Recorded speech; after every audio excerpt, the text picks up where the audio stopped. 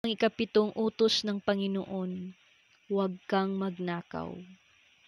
Lahat po ng uri ng pagnanakaw, kagaya ng pandurukot, pagnakaw ng alagang hayop ng ating kapatid, o di kaya pagkuha ng kanilang bungang prutas, pagnanakaw po yun. Pandaraya o pandurugas. Sa oras po na dinadaya natin yung timbangan ng isda, o di kaya timbangan ng gulay, pagnanakaw pa din po yan. Pangungupit. No? Kung nung tayo po'y bata-bata pa, nagawa po nating mangupit ng pera sa ating mga ina at ama, kasalanan po yan. O halimbawa naman, inutusan ka ng kapatid na magbantay sa tindahan niya.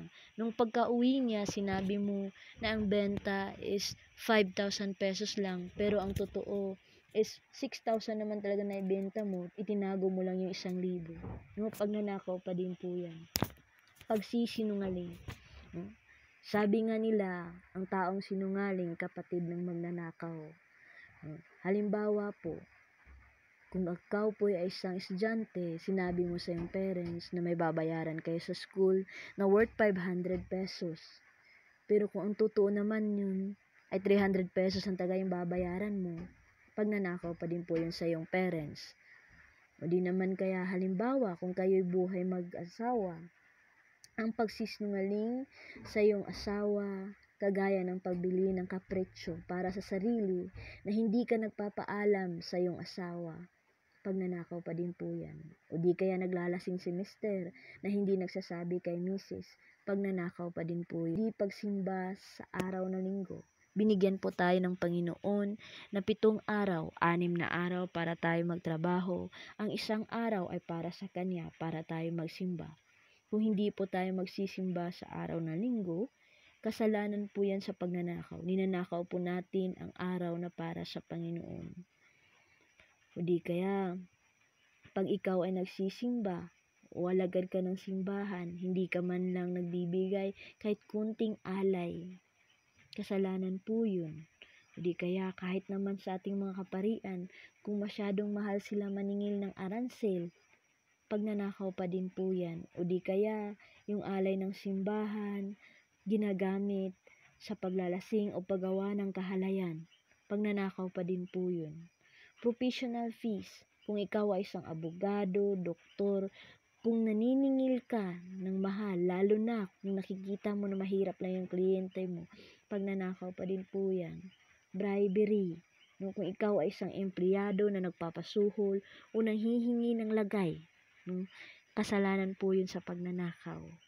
O, halimbawa naman, ang estudyante, binabayaran yung guro para pumasa. Bribery po. Utang. Sa oras po na tayo mangutang ng pera at hindi po natin binabayaran, pagnanakaw pa din po yun. At sa oras naman na tayo nagpapautang ng pera na ang interest ay higit sa 2%, pagnanakaw pa din po yan. Sapagkat ang allowed lang po na interest is 2% lang po. Kung tayo na may inigosyante at yung tinutubo o kinikita natin sa produkto natin ay higit 50%, ang profit natin o yung tinatawag nilang 5-6, pagnanakaw pa din po yun sapagkat ang allowed po ng Panginoon na profit is only 25%. Sa oras po na hindi natin pinasasahod yung ating empleyado o dinidili natin yung sahod, kasalanan po yan. O hindi natin sila binibigyan ng saktong sahod, kasalanan po yan.